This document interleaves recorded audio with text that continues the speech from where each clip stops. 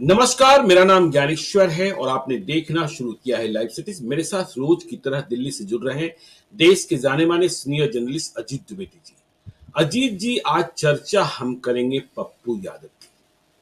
पूर्णिया से निर्दलीय जीते पप्पू यादव और पप्पू यादव जब कभी चुनाव लड़ते हैं, जीतते हैं, हारते हैं, विवादों से रिश्ता बना ही रहता है। जेल की यात्राएं भी हो जाती है और वह कहते हैं मैं जनता के लिए लड़ता हूं। अभी आपने देखा कि जब वो सांसद चुने गए, तुरंत इसके बाद उनके खिलाफ रंगदारी मांगने का मुकदमा भी पूर्णिया में दर्ज हो गया। और पप्पू यादव ऐसे काम करते हैं जिस पर विवाद हो जाना भी कभी कभी सीमा से बाहर भी चले जाते हैं, और शायद यह उनकी यूएसपी भी है। और यही वजह है कि पूर्णिया की जनता उन्हें निर्दलीय चुनाव जिता देती है। देखिए, जब पहली बार वे पूर्णिया से चुनाव जीते थे, निर्दलीय सांसद बने थे, तब बिहार में लालटेन का जमाना था और बिहार के कई जिलों में, या यूं कहें कि सभी जिलों में, पटना में ही कई कई घंटों की लोड शेडिंग होती थी, तो पूर्णिया में बिजली कहां रहती। लेकिन निर्दलीय जीते पप्पू यादव ने तब कह दिया था कि पटना जितनी बिजली पूर्णिया को मिलनी चाहिए। यह संभव नहीं था, लेकिन पप्पू यादव जबरिया भी कुछ करा लेते हैं। तो उन्होंने कह दिया कि यदि पूर्णिया को पटना जितनी बिजली नहीं मिलेगी तो नेपाल बिजली नहीं जाएगी। रास्ते में ही रोक दिया। और कहानियां लोग सुनाते हैं, ट्रांसफार्मर जल जाते थे, ट्रांसफार्मर का अकाल रहता था। बेगूसराय के एक पत्रकार मित्र मुझे कुछ दिन पहले ही बता रहे थे कि ट्रांसफार्मर बेगूसराय के लिए आया, लेकिन उसे लगाने वाला कोई वहां नहीं था। तब तक पप्पू यादव, जो निर्दलीय सांसद थे पूर्णिया के, उन्हें खबर मिली कि बेगूसराय में ट्रांसफार्मर रखा पड़ा है और पूर्णिया में ट्रांसफार्मर की जरूरत है। वे तुरंत पहुंच गए और ट्रांसफार्मर उठा के चल दिए, पूर्णिया में लगवा लिया। खैर, तो पप्पू यादव का विवादों से रिश्ता। अब देखिए, सांसद बनते ही वे किसी पार्टी के बंधन में है नहीं। उन्होंने एक ऐसा फैसला किया है, पहले भी किया था। जब निर्दलीय सांसद थे, वे क्या फैसला किया था? उन्होंने डॉक्टरों की फीस तय कर दी थी। उन्होंने शिक्षकों की उपस्थिति का समय दर्ज कर दिया था। उस जमाने के किस्से हैं कि जब टेलीफोन तो लैंडलाइन ही होते थे, मोबाइल तो आया ही नहीं था, कि यदि 24 घंटे से अधिक वक्त तक आपका मोबाइल, आपका फोन खराब पड़ा है, कोई सुन नहीं रहा है, तो आपको अर्जुन भवन, जो पप्पू यादव का आवासीय कार्यालय हुआ करता था, वहां शिकायत दर्ज करानी है और इसके तुरंत बाद टेलीफोन ठीक हो जाया करता था। खैर, ये पुरानी बात है। तो पप्पू यादव पूर्णिया से चुनाव जीतने के बाद फिर उसी रंगत में लौटने की कोशिश कर रहे हैं, लेकिन जैसे ही उन्होंने कोशिश की है, तलवारें खिंच गई। बीजेपी के प्रवक्ता, बीजेपी के नेता डॉक्टर अजय आलोक ने चेता दिया है, पूर्णिया का बाप बनने की कोशिश मत कीजिए। और पप्पू यादव कह रहे हैं, मैं पूर्णिया का सेवक हूं। चुनाव में वे कह रहे थे कि मैं पूर्णिया का बेटा हूं। तो यह तलवार किस मुद्दे पर खिंची है? तो पप्पू यादव जो चुनाव के बाद लगातार पूर्णिया में बने रहे, अंचल कार्यालयों में गए, पुलिस पदाधिकारियों के साथ बैठक की और बिजली कार्यालय में पहुंचे, अस्पतालों में पहुंचे, उन्होंने डॉक्टरों के साथ मीटिंग कर एक फैसला लिया है। यह कितना लागू होगा, नहीं लागू होगा, यह समझने की बात है कि डॉक्टर जो हैं पूर्णिया के, जो फिजिशियन हैं, जिनके पास हमें बराबर जाना होता है, वे 500 रुपए से अधिक फीस नहीं देंगे। जो सर्जन हैं, उनकी फीस भी तय कर दी गई है। एक्सरे के लिए 200 रुपयों से अधिक नहीं लिया जाएगा और सीटी स्कैन के लिए 1200 रुपए से अधिक नहीं लिए जाएंगे। इसके अलावा जो गंभीर उपचार की जरूरत है, हॉस्पिटलाइजेशन की जरूरत है, वो मरीज जो बीपीएल कार्डधारी हैं, वो पप्पू यादव के आवासीय कार्यालय को सूचित करेंगे, वहां से पत्र जाएगा। इसके बाद उन्हें 30% की रियायत देनी होगी अस्पतालों को। तो यह फैसला पप्पू यादव ने किया, अखबारों में यह खबर छप गई। इसके बाद बवाल मचा है। अजय आलोक कह रहे हैं, बाप बनने की कोशिश मत कीजिए और धमका के ये काम करने की कोशिश कीजिएगा मत। शहाबुद्दीन और सिवान का जमाना खत्म हो चुका है। सिवान में शहाबुद्दीन ने भी ऐसा ही किया था। तो यह तलवार, क्या लगता है पप्पू यादव इसे लागू करा पाएंगे? जनता तो चाहती है, रुपौली का विधानसभा चुनाव भी है, उपचुनाव भी है। यह करा पाएंगे? यह संभव है? यह कितना कानूनन है और कितना गैर कानूनी है? क्या सरकार को इस दिशा में पहल करनी चाहिए थी जो पप्पू यादव पहल कर रहे हैं? देखिए ज्ञानेश्वर जी, ये बड़ा कॉम्प्लेक्स सब्जेक्ट है। जब आपने बताया कि आज हम लोग को इस मुद्दे पर चर्चा करनी है, तो ये लगा कि इसमें कितने सारे पहलू हैं और किस पहलू पर क्या राय रखी जाए। इसमें ये बड़ा कॉम्प्लेक्स है, बहुत जटिल है और तलवार की धार पर चलने की तरह भी है।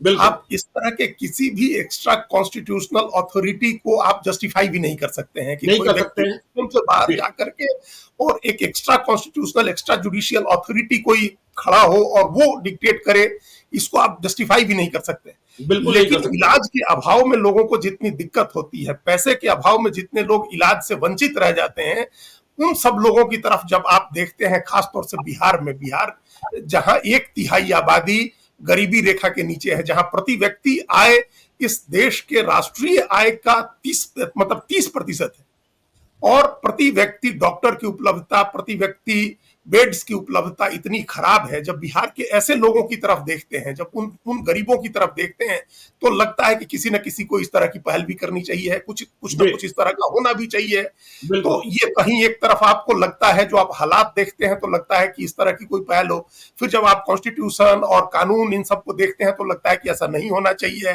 तो ये दो पहलू हैं, ये एक दुविधा की चीज है जिसको हम लोग अभी और इसके धागे खोलेंगे। और एक पहलू इसमें राजनीतिक भी है, जो आपने कहा, पूर्णिया की राजनीति, रुपौली का चुनाव और ओवरऑल बिहार की राजनीति। और उसके बाद एक पहलू वो है जो डॉक्टर अजय आलोक के आने से पैदा हुआ है। ये एक अलग ही पहलू है, ये एक राजनीति से इतर एक पहलू है। ये दो पार्टियों के एक पार्टी लाइन, पता नहीं अजय आलोक पार्टी लाइन पर थे या एक डॉक्टर के नाते, एक बड़ा नर्सिंग होम चलाने वाले एक बड़े डॉक्टर के बेटे के नाते वो अपनी भड़ास निकाल रहे थे या अपनी बात कर रहे थे, लेकिन वो एक पहलू है। तो हम वहीं से शुरू करते हैं ज्ञानेश्वर जी, जो ट्वीट है अजय आलोक का, हम वहीं से शुरू करते हैं। ये जो ट्वीट है उनका, एक बिल्कुल ही ऐसे व्यक्ति का ट्वीट लगता है जिसको जमीनी हकीकत की जीरो जानकारी है, कतई कोई जानकारी नहीं है जिस व्यक्ति को, और जो व्यक्ति घनघोर अहंकार से भरा हुआ है, घनघोर अहंकार से भरे हुए एक इग्नोरेंट व्यक्ति का, एक मतलब हम ये दो शब्द इस्तेमाल कर रहे हैं, एरोगेंस और इग्नोरेंस, अहंकार और अज्ञान, दोनों की पराकाष्ठा है ये ट्वीट। अगर आप पढ़ें ध्यान से, ये इग्नोरेंस और एरोगेंस नहीं, मैं पढ़ देता हूं अपने दर्शकों के, मैं क्यों पढ़ के आप उस ट्वीट को पढ़ के बताइए। डॉक्टर अजय आलोक ने क्या कहा जब यह खबर अखबार में प्रकाशित हुई कि पप्पू यादव ने फीस तय किया है, तो इस पर अजय आलोक ने एक ट्वीट किया। ये नए बाप हैं पूर्णिया के, शब्द क्या इस्तेमाल किया गया, ये नए बाप हैं पूर्णिया के, डॉक्टर की फीस तय करेंगे। यहां बिहार में कानून का राज है, पप्पुओं का राज नहीं है। निश्चिंत होकर डॉक्टर्स अपनी सेवाएं समाज और जनता को दें। कोई पप्पू अगर हरकत करे तो प्रशासन को बताएं। इंडियन मेडिकल एसोसिएशन सांसद बनना, उन्हें टैग किया गया है, सांसद बनना मतलब सेवक होता है, बाप नहीं। इसके बाद पप्पू यादव ने जवाब दिया, वह भी हम बता देते हैं। अजय आलोक जी, पूर्णिया के बाप नहीं, सेवक हैं हम। पूर्णिया आईएमए और डॉक्टरों के सहयोग एवं सहमति से गरीबों के लिए यह फीस तय किया गया है। उपचार और जांच के नाम पर सिर्फ पूर्णिया नहीं, कहीं किसी गरीब को लूटने नहीं देंगे। आप भी, डॉक्टर अजय आलोक भी एक हॉस्पिटल चलाते हैं, आप भी अपने हॉस्पिटल में खूब मरीजों को लूटते हैं, वह अब नहीं चलेगा। अब इसके आगे जो तलवार खींची वह भी बता ही देते हैं चर्चा के पहले। अजय आलोक ने जवाब फिर से दिया पप्पू यादव को, कोई पूर्णिया आईएमए या डॉक्टरों की सहमति या सहयोग नहीं है, और धमका के ये काम कराने की कोशिश कीजिएगा मत। शहाबुद्दीन और सिवान का जमाना खत्म हो चुका है। मैं अपने हॉस्पिटल में किसी को न्योता देके नहीं बुलाता हूं, और डॉक्टर्स जान बचाने के लिए होते हैं। लूटने का काम किसका है ये मुझे बताने की जरूरत नहीं है पप्पू जी। आप काफी समय बाद अलग परिस्थिति में निर्वाचित हुए हैं। इस मौके को व्यर्थ की चीजों में मत गवाइए, काम कीजिए, शासन नहीं। ये अजय आलोक का जवाब। अब आगे आपकी बारी अजीत द्विवेदी जी। देखिए, वही हमने ये दोनों ट्वीट्स उनके देखे थे। जी एक उनके मन में चुने हुए जनप्रतिनिधि के प्रति जो हिकारत का भाव है, जी पप्पुओं का कि नहीं चलेगी और ये आप बाप बनने की कोशिश मत करिए, ये एक हिकारत का भाव जो है। आप पूर्णिया के 20 लाख लोगों को अपमानित कर रहे हैं। आप कोई भी व्यक्ति 20 लाख लोगों का बाप नहीं हो सकता है।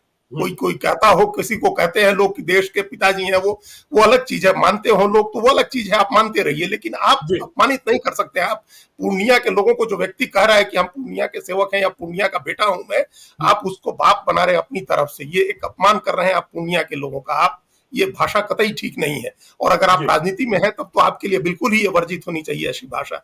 और एक अहंकार जो अंदर से है, मैं किसी को न्योता देकर के अस्पताल में नहीं बुलाता हूं। अरे अजय आलोक हो या पप्पू यादव हो, किसी बिहार के 14 करोड़ लोगों ने उनको न्योता देकर राजनीति में थोड़े बुलाया है। आप तो बिल्कुल आगे राजनीति कर लें, आप आगे जी चुनाव लड़ लें। तो मरीज जब बीमार होता है और उसकी जब उसकी दशा खराब होती है, आप कहते हैं कि डॉक्टर भगवान का रूप है, वो आपके अस्पताल में न्योता लेकर के, आप न्योता देंगे तब आएगा। वो मजबूरी में आता है, कोई खुशी से भी नहीं आता है। आप न्योता देकर के नहीं बुलाते हैं तो कोई खुशी से भी नहीं आता है। तो ये एक जो अहंकार है, जो एरोगेंस है और जो इग्नोरेंस है, जो आपको बिल्कुल ही अज्ञानी है, आपको जमीनी स्थिति वास्तविकता का कुछ भी पता नहीं, तो ये नहीं होना चाहिए। राजनीति में इस तरह की बातों से लोगों को बचना चाहिए। आप इस तरह से इतनी अहंकार की बातें, इतनी अज्ञान की बातें नहीं कर सकते हैं, ये अगर आप राजनीति में है तो। एक तो पहला सबमिशन मेरा, पहली बात जो ये है उनके दोनों ट्वीट पढ़ने के बाद, जमीनी हकीकत की जब हम बात करते हैं तो ये हकीकत है कि मरीजों की संख्या के मतलब हिसाब से हमको लगता है 1,000 या उससे ज्यादा, 10,000, संभवतः 10,000, हम गलत करें, उतने व्यक्ति पर एक डॉक्टर है। अब ये डॉक्टर जो है, मरीज अस्पताल में जितने, ये पहले जितने भी डॉक्टर हैं उन सब लोगों के प्रति हमारा बड़ा सम्मान है, लेकिन सरकारी नौकरी करते हुए कितने डॉक्टर प्राइवेट क्लिनिक चलाते हैं? कोई के पाठक जैसा आदमी वहां बैठा हो और वो एकदम कंपलसरी कर दे कि आप अपने ड्यूटी आओ और मैं किसी का कोई नर्सिंग होम नहीं चलेगा। देखिए कितने नर्सिंग होम बंद हो जाएंगे। नहीं तो अजीत ये जी, आप डॉक्टर है। मैं जमीनी हकीकत की बात कर दूं। देखिए, ये तो डॉक्टर की बात आप कर रहे हैं कि वो सरकारी अस्पताल में, प्राइवेट अस्पताल में जाते हैं और नर्सिंग होम में जाते हैं। पटना का पारस अस्पताल किस तरीके से बदनाम हो गया। वहां एक ऐसा डॉक्टर मिला जिसे डॉक्टर की डिग्री ही नहीं थी और वह कई महीनों तक वहां उपचार करता रहा। यह क्या है? बताइए। यह क्या है? किस तरीके से वहां, देखिए भारत सरकार मोदी की सरकार है। सीजीएचएस ने फैसला लिया कि उसने पारस हॉस्पिटल को दीवार कर दिया, ब्लैकलिस्टेड कर दिया कि यहां उपचार सही नहीं है। और आप बिहार के दूसरे हिस्सों की बात छोड़ दीजिए। आपने कहा के पाठक जैसे किसी ऑफिसर की जरूरत है स्वास्थ्य विभाग को। पटना में बाईपास का इलाका है, हर दूसरा तीसरा घर अस्पताल है। वहां कोई डॉक्टर है क्या? कोई नर्स चला रही है, कोई एम्बुलेंस का ड्राइवर चला रहा है, कोई जमीन का दलाल चला रहा है। और जानते इतना बड़ा एम्बुलेंस माफिया है। पटना के किसी बाईपास के हॉस्पिटल में चले जाइए, वहां मरीज कहां से आते हैं?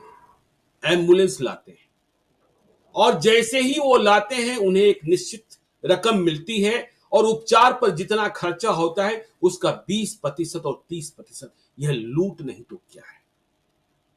और पप्पू यादव ने डायग्नोस्टिक सेंटर की बात की और यह कहा कि जो डॉक्टर जांच लिखते हैं, मैं बड़े डॉक्टरों का सम्मान करता हूं, जो ईमानदार डॉक्टर हैं उनका भी सम्मान करता हूं, लेकिन क्या ऐसे डॉक्टर नहीं है जो सिर्फ टेस्ट ही लिखते रहते हैं? इतना लिखते हैं और यह भी बता देते हैं कि कहां कराना है।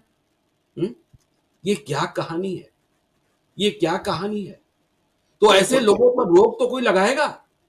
बिल्कुल, हाँ, कहीं न कहीं से इसकी शुरुआत होनी चाहिए थी। तो बिल्कुल। जब जिस तरह से उन्होंने शुरुआत की है, ये जन आंदोलन भी हो सकता है, लोगों की सहमति होती है ऐसी चीज़ों में, लोग चाहते हैं कि इस तरह से उनको कोई राहत मिले। ऐसी जी, चीज़ों में जिसके लिए घर-बार बिक जाते हैं, लोगों की ज़मीनें बिक जाती हैं, गहने बिक जाते हैं, इलाज कराने में लोग दिवालिया हो जा रहे हैं। आजकल इलाज इतना महँगा हो गया है, जाँच इतने महँगे हो गए हैं, दवाइयाँ इतनी महँगी हो गई हैं और आप गारंटी नहीं कर सकते हैं ज्ञानेश्वर जी कि आप जो दवा खा रहा है मरीज़, वो असली दवा है, वो नकली दवा नहीं है।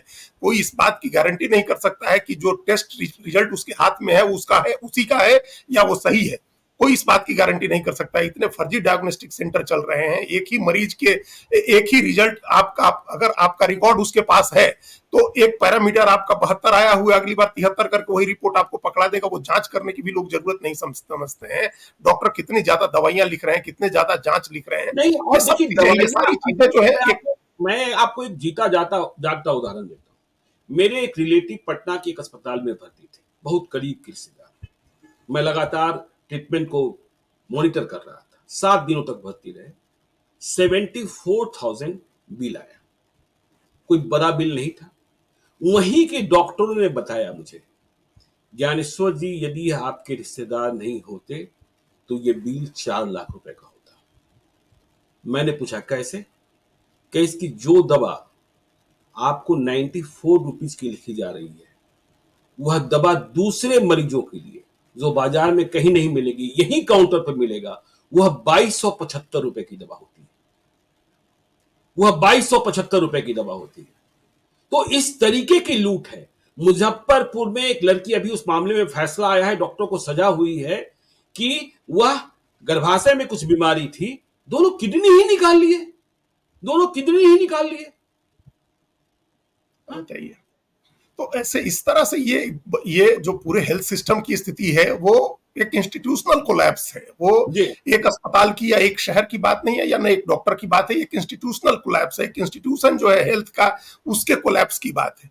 और इसके बिल्कुल। लिए बहुत सारे लोग जिम्मेदार हैं, कई सरकारें जिम्मेदार हैं जिन लोगों ने इस तरह से हेल्थ सिस्टम को क्रिपल होने दिया। पहले एक समय था जब सदर अस्पताल होते थे, डॉक्टर बैठते थे। धीरे धीरे उन सारे अस्पतालों की स्थिति ऐसी बना दी गई और उनके पैरेलल सिस्टम में खड़ा हो गया प्राइवेट नर्सिंग होम्स का, प्राइवेट क्लिनिक का। जिस तरह से शिक्षा में हुआ कि सारे सरकारी स्कूल कॉलेजेस खराब होते गए, उनकी गुणवत्ता खराब होती गई और एक पैरेलल प्राइवेट सिस्टम खड़ा हो गया। एकदम हेल्थ में वही हुआ कि जो सरकारी सिस्टम है वो लगातार खराब होता गया और उसके पैरेलल एक प्राइवेट सिस्टम खड़ा हो गया। और वो जी, तमाम प्राइवेट सिस्टम जो है, जितने नर्सिंग होम्स हैं, प्राइवेट क्लिनिक्स हैं, वो सब लूट के अड्डे बनते चले गए। डायग्नोस्टिक सेंटर्स खुल गए, सब लूट के अड्डे बनते चले गए। यहाँ एक बात कहना हम ये लग रहा है कि बहुत सारे लोग बिहार में, सब लोग लगभग जानते ही होंगे कि जो डॉक्टर याद किए जाते हैं जी, उनमें बिल्कुल। ज्यादातर डॉक्टर ऐसे होते हैं जो सस्ता इलाज करते हैं, जो जी, कम दवाएं लिखते हैं। उनके प्रति लोग भगवान की तरह श्रद्धा रखते हैं, पैर छूते हैं उनका, और उनको पीढ़ियां याद रखती हैं कि अमुक डॉक्टर के यहाँ जाते थे तो 2 ही रुपया फीस लेते थे, हम्म, अमुक डॉक्टर के यहाँ जाते थे तो पैसा नहीं होता था तो फीस लौटा देते थे, जी, अमुक डॉक्टर के यहाँ जाते थे वो अपनी दवा भी दे देते थे, अमुक डॉक्टर के यहाँ जाते थे कोई टेस्ट नहीं लिखते थे। ये लोग इस तरह के डॉक्टर्स को याद रखते हैं। पता नहीं जिस तरह का ये पेशा है, जिस तरह से जी, भगवान का दर्जा, किसी और पेशे में तो भगवान का दर्जा नहीं दिया गया है किसी को। बिल्कुल, शिक्षा और बिल्कुल। स्वास्थ्य, यही दो चीजें। शिक्षा में गुरु को गोविंद से भी बड़ा बताया गया है कि भगवान से भी बड़े हैं, और स्वास्थ्य में डॉक्टर को भगवान के बराबर बताया गया है। और इन दोनों पेशों की हालत देखिए आप, क्या स्थिति हो गई कि प्राइवेट कोचिंग में लाखों लाख रुपए बच्चों से लिया जा रहा है और कोई पढ़ाई नहीं हो रही है। और वही हाल जी, स्वास्थ्य में है कि इलाज के नाम पर लाखों रुपए लिए जा रहे हैं और कोई गारंटी नहीं है कि मरीज ठीक हो जाएगा। तो ये एक इस तरह से इस हेल्थ सिस्टम की जो खामियां है, जो पेरेनियल खामियां, इनहेरेंट जो कमियां हैं इसकी, उनको दूर करने की कोशिश होनी चाहिए। लेकिन वो कोशिश अगर इंस्टीट्यूशनल तरीके से हो तो बेटर है। वो बहुत अच्छा होगा कि संवैधानिक तरीके से उसकी कोशिश शुरू हो, उस पर एक मूवमेंट खड़ा हो, जन आंदोलन बने। आप कह सकते हैं कि पप्पू यादव ने जो प्रयास शुरू किया है वो एक जन आंदोलन की शुरुआत है। उसमें जी, लोग जुड़ सकते हैं, लोग भी धीरे धीरे अपना समूह संगठन बना सकते हैं। इस बात के लिए डॉक्टर्स को, हॉस्पिटल्स को, नर्सिंग होम्स को बाध्य कर सकते हैं कि उनकी फी रीजनेबल रहे। बहुत एस्ट्रोनॉमिकल अमाउंट ऐसा ना हो जैसा हम लोगों ने, अच्छा ये सिर्फ बिहार की बात नहीं है ज्ञानेश्वर जी, हमने तो दिल्ली बिल्कुल। में सभी पूरे देश के अखबारों में खबर छपी थी कि गुड़गांव के एक अस्पताल में भर्ती हुआ डेंगू का मरीज तो 13 लाख रुपए का बिल आया। जी, तो ये एक डेंगू के इलाज में 13 लाख और 12 लाख रुपए कितने लोग दे सकते हैं? इस बात को कोरोना कितने में लोग, कैसे वसूली हुई लोग कोरोना जानते में हैं। तो देखिए, कोरोना में किस तरह से एक एक दवा जो 8,000 रुपए की दवा थी 2-2 लाख रुपए में बिक रही थी। एक बिल्कुल। एक इंजेक्शन लोग लाख लाख 2-2 लाख रुपए में ब्लैक में खरीद रहे थे। ऑक्सीजन के सिलेंडर खरीदने के लिए लोगों को कितनी मेहनत करनी पड़ रही थी। तो उस समय अगर कोई व्यक्ति आता है जो इलाज भी उपलब्ध करा दे और सस्ता इलाज उपलब्ध करा दे तो मसीहा की तरह होता है। तो इसमें चाहे अजय आलोक हो या दूसरी विपक्षी पार्टियों के नेता हो, वो चाहे पप्पू यादव को कुछ भी कहें, लेकिन इस मसले पर उनको जन समर्थन मिलेगा। ये एक रॉबिन हुड किस्म की एक पॉलिटिक्स जो होती है, रॉबिन हुड किस्म की एक पॉलिटिक्स होती है कि हम जो अमीर है और जो मजबूत है, बड़ा है, उसको दबा करके अपने पास ताकत है, चाहे वो संवैधानिक ताकत है या संविधानितर कोई शक्ति है, उससे हम उसको दबा करके और कमजोर मजलूम की मदद करेंगे। ये रॉबिन हुड किस्म की, ये पुरातन काल से ऐसे लोगों की कहानियां लोग सुनते रहते हैं। तो ये उस तरह की राजनीति है, रॉबिन हुड किस्म की राजनीति है। और पप्पू यादव ये राजनीति हमको लगता है पिछले 2-3 दशक से, जब वो पहली दूसरी बार जीते तभी से इस तरह की राजनीति कर रहे हैं। और यही कारण है जो आपने पहले भी कहा कि वो निर्दलीय भी जीत जाते हैं, समाजवादी पार्टी से भी जीत जाते हैं, वो किसी भी पार्टी से चुनाव जीत जाते हैं जब उनको लोग उनको इतना पसंद करते हैं। तो ये एक पहल है। इस पहल के दूसरे तमाम पहलुओं को जो हमने कहा पहले, उसके नजरिए से इसको देखने की जरूरत है। 2 नजरिए से देखने की जरूरत है। एक तो क्या इस तरह की रॉबिन हुड की पॉलिटिक्स को, रॉबिन हुड की तरह के काम को जस्टिफाई किया जा सकता है? पहला पहलू यह है, इस पर हम लोग एक चर्चा कर सकते हैं। और दूसरी कि आम जनता की जो स्थिति है उसको इस तरह से राहत नहीं मिलेगी तो कैसे राहत मिलेगी, बिल्कुल किस तरह से राहत मिलेगी, उसका क्या तरीका हो सकता है? पप्पू यादव छोड़ देंगे रास्ता, ये नहीं करेंगे, इस तरह से नहीं दबाव डालेंगे डॉक्टर्स पर कि आप 500 रुपए फी लीजिए, तो फिर कैसे मरीजों का इलाज होगा? जो सरकारी अस्पताल में डॉक्टर नहीं है अगर, और मरीज को इमरजेंसी में कहीं प्राइवेट हॉस्पिटल में जाना है, वो कहां से पैसे लेगा? क्या वो सड़क पर तड़प के मर जाए ऑटो में और किसी सड़क छाप एम्बुलेंस में उसकी जान चली जाए? उसका क्या इलाज है? सरकार के पास उसका क्या सिस्टम है? तो ये 2 पहलू हैं। इन दोनों पहलुओं पर विचार करके देखिए, ना इसको बहुत जस्टिफाई किया जा सकता है और न सिरे से जस्टिफाई तो नहीं किया सकता है, लेकिन रास्ता क्या है? देखिए, आयुष्मान योजना नरेंद्र मोदी की महत्वाकांक्षी योजना है, और आज आपको हम इसी कार्यक्रम में भविष्यवाणी कर रहे हैं कि इसमें भी बड़ा घोटाला बिहार में ही निकलेगा।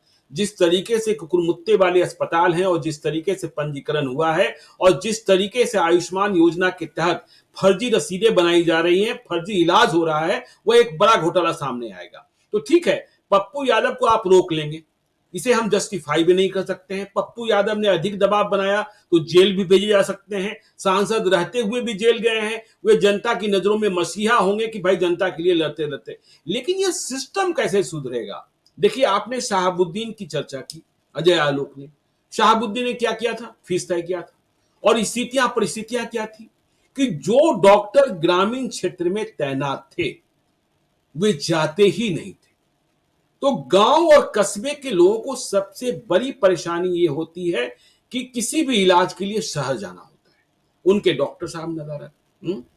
तो शहाबुद्दीन ने यह तय किया, ठीक है, यह गैर संवैधानिक व्यवस्था, उन्हें इसका अधिकार प्राप्त नहीं था, लेकिन क्या किसी नेता की यह जिम्मेदारी नहीं होती है कि वह व्यवस्था को इस तरीके से मजबूर करे कि जिनकी जहां तैनाती है वो वहां जाकर उपचार करे?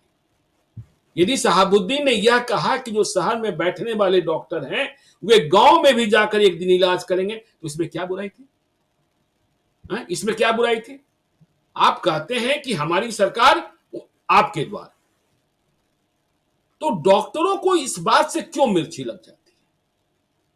और मिर्ची न लगे, मरीजों को भी सहूलियत मिल जाए, इसका क्या उपाय है? देखिए, सरकार ने पहले भी, अब आजकल तो ये नियम हो गया है कि मेडिकल में दाखिले के साथ ही एक बॉन्ड भरा जाता है जिसमें ग्रामीण इलाकों में सेवा देने की का कंपल्सन हो गया है। कंपल्सरी आपको ग्रामीण इलाके में जाकर के सेवा देनी। सरकार इस मामले में, कानून में कोई कमी नहीं है, कानून बन जाते हैं अपने यहाँ। आप देखिए, जिस तरह से तमाम ये मोबाइल सर्विस देने वाली कंपनियां, इनका कानून है कि आप पहाड़ी इलाके में भी, जंगल के इलाके में भी टावर लगाएंगे। उसी तरह से डॉक्टर के लिए कानून है कि आप गांव में भी जाकर के सर्विस देंगे अपनी। लेकिन कोई नहीं जाता है, सब सिस्टम के लूप होल का फायदा उठाते हैं, सब शहर में पड़े रहते हैं, अपना क्लिनिक खोल लेते हैं, नर्सिंग होम बना लेते हैं, और उसके बाद मरीजों को लगातार लूटने का एक सिलसिला शुरू हो जाता है। तो एक तो ये पहलू है और इस बात से सभी सारे लोग अवेयर हैं। जहां तक डॉक्टर्स के नजरिए से अगर हम देखते हैं तो एक पूरा पेरेनियल समस्या इसकी है, उसकी पूरी जड़ को समझना होगा। लेकिन अभी आपने तो आयुष्मान भारत कहा, एक उसको, उस पर एक दो बातें हमको ध्यान आ गई जो कह देना चाहिए है।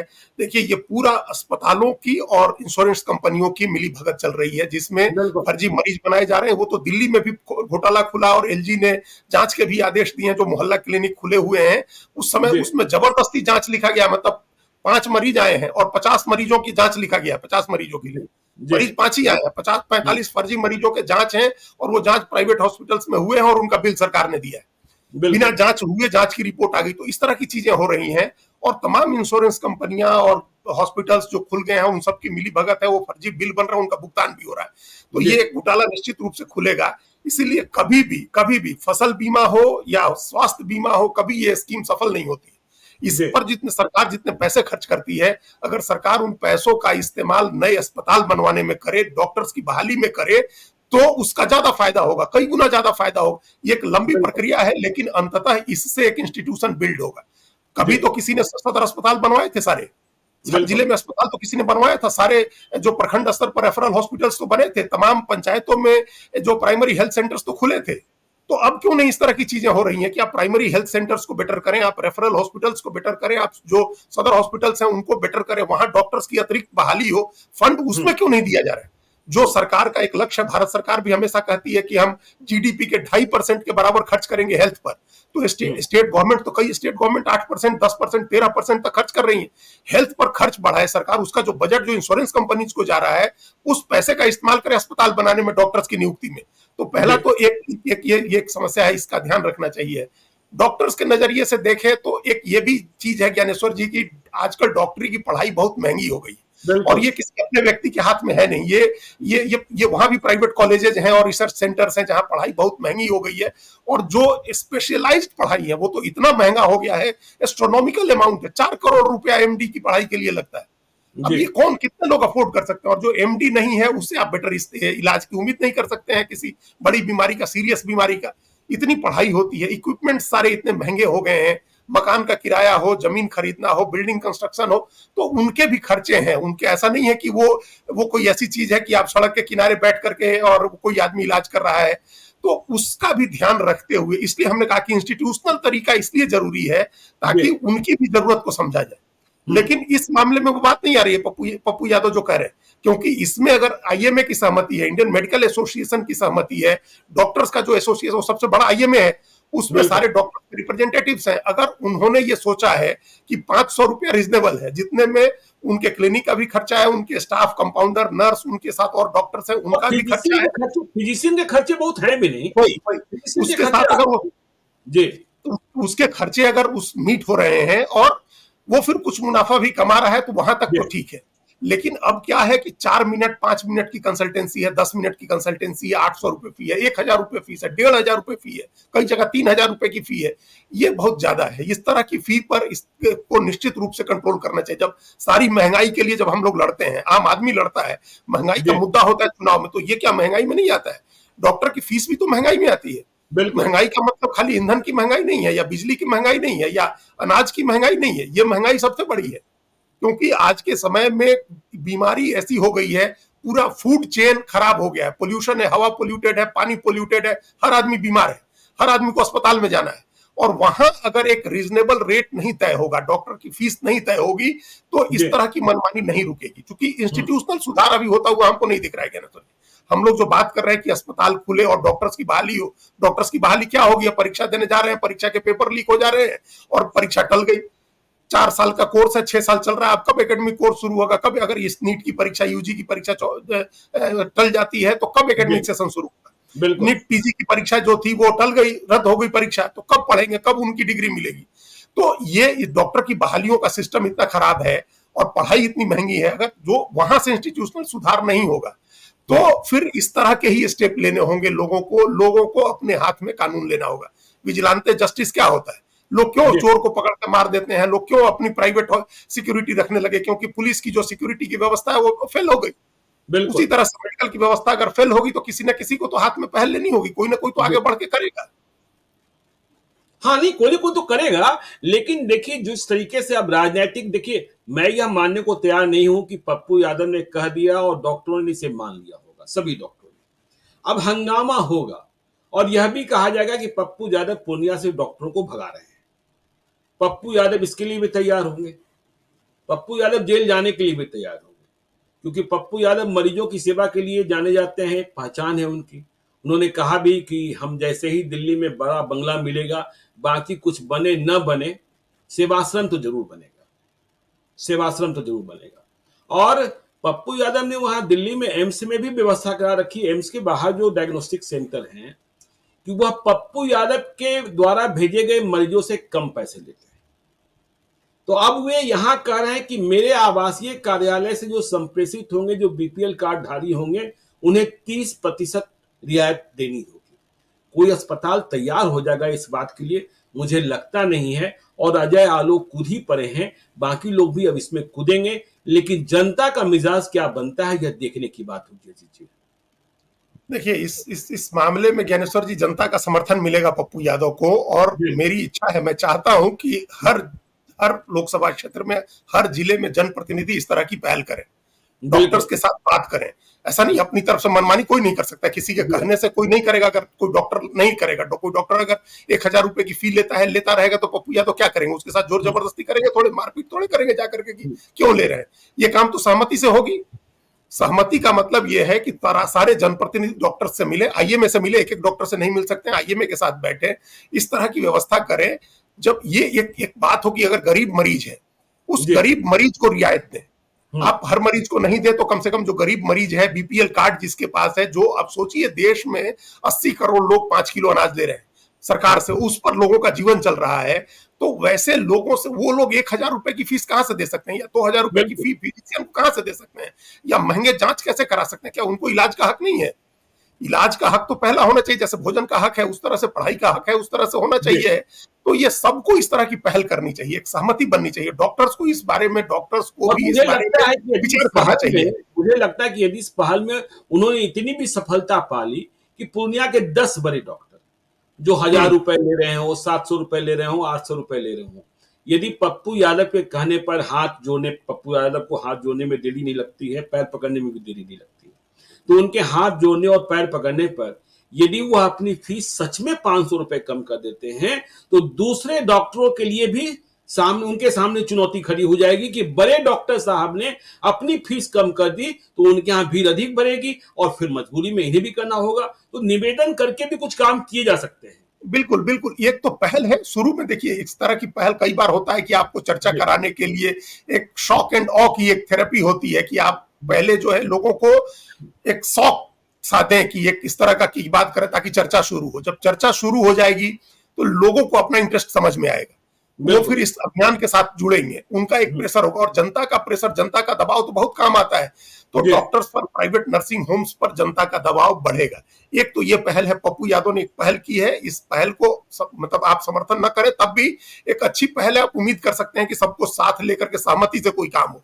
इसके साथ एक दूसरी पहल उनको करनी चाहिए, हो सकता है वो कर भी रहे हो, कि जो सरकारी अस्पताल है उनकी स्थिति ठीक करने, वहां डॉक्टर्स की कमी है तो उस बहाली को इंश्योर कराने, और डॉक्टर्स के समय से आकर के बैठने और इलाज करने की एक व्यवस्था जरूर बनवानी चाहिए। और वहां जो सरकार जो दवाएं मुफ्त में देती है या सस्ती दवाएं देती है, वो उन दवाओं का काउंटर हो वहां।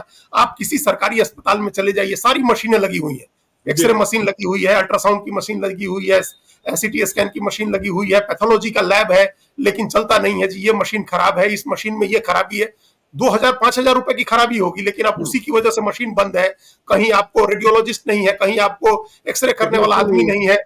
तो ये सारी चीजें अगर ठीक होंगी तो इनका लाभ ज्यादा लोगों को मिलेगा। रेफरल हॉस्पिटल्स ठीक हो जाए, प्राइमरी हेल्थ सेंटर पर कंपाउंडर और नर्स बैठे, शुरुआती ट्रीटमेंट वहां हो जाए लोगों को, और जो सदर अस्पताल है, सरकारी अस्पतालों की स्थिति ठीक हो जाए। अगर वहां डॉक्टर की संख्या अगर कम है तो उसके लिए दबाव बनाया जाए कि नियुक्ति हो, कंपाउंडर कम है, टेक्नीशियंस कम है, हेल्प स्टाफ कम है, दवा नहीं मिल रही है, वो करे, उसका इलाज हो। और ये जो जन औषधि केंद्र है, इन जन औषधि केंद्र का किस तरह से प्रचार हो, जहां से सस्ती और जेनेरिक दवाएं मिलती हैं।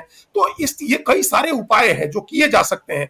ये उन्होंने एक पहल की है जिससे लोग जुड़ेंगे, निश्चित रूप से लोग जुड़ेंगे। लोगों को एक भरोसा है, बड़े चमक दमक वाले अस्पतालों पर भी लोगों को भरोसा होता है, बड़े डॉक्टर पर भी लोगों को भरोसा होता है कि एक बार वो डॉक्टर नाड़ी पकड़ लेंगे हमारा तो हम ठीक हो जाएंगे, ऐसा भी लोगों को यकीन होता है। तो उनको भी सस्ता इलाज मिले, उन बड़े हॉस्पिटल्स में भी, बड़े डॉक्टर्स के यहाँ भी, वो भी एक कोशिश होनी चाहिए। और उसके साथ साथ जब ये इंस्टीट्यूशनल सुधार हो जाएंगे, और हमने सारे जनप्रतिनिधियों की बात इसलिए कही कि सारे जनप्रतिनिधि मिलकर के हेल्थ डिपार्टमेंट के ऊपर दबाव बनाए, सब अपने अपने जिले के अस्पतालों की सूची बनाए, उनमें कितने डॉक्टर्स कम है, कितना हेल्प स्टाफ का सपोर्ट स्टाफ कम है, कितने टेक्नीशियन कम है, इसकी सूची बनाए, इसकी सूची सरकार को दे, स्वास्थ्य मंत्रालय में दे, और दे करके दबाव बनाए कि इन सबकी नियुक्ति की जाए, ये मशीन खराब है तो मशीन ठीक की जाए।